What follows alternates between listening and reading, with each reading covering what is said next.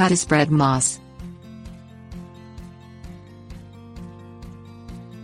Moss grows easily and can provide a green carpet in your garden all year round. It is a low-maintenance ground cover, requiring no mowing, watering or fertilizing. Moss grows best on compact soil with plenty of moisture. Many moss species grow best in the shade. If you already have moss in your garden, you can easily encourage it to spread. After establishing the moss, you can sit back and enjoy your maintenance-free ground cover. Things you'll need: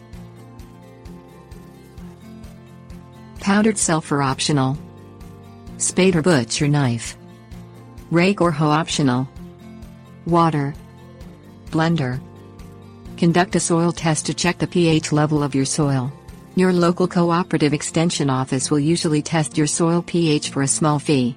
Add powdered sulfur to reduce the soil pH according to the soil test results, if necessary. Bring the soil pH level to about 5.5 because moss grows best in slightly acidic soil.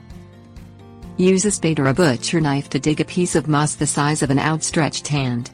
This piece will serve as your transplant piece.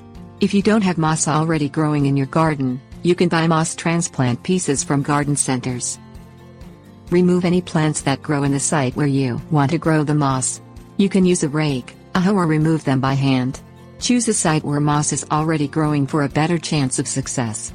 Many moss types prefer shady areas, while others grow well in sunny sites. Water the soil where you want to grow moss until it is muddy. Moss grows well where there is ample moisture. Moisten the bottom of your moss transplant pieces and press them against the dampened soil to remove any air pockets. Mix 4 parts moss and 1 part water in a blender for 2 minutes to produce a thick mixture. Spread the mixture in areas not covered by your moss transplant pieces to create a continuous carpet of moss. Tips: warnings. Use a leaf blower to remove any debris on your moss because it could damage the moss.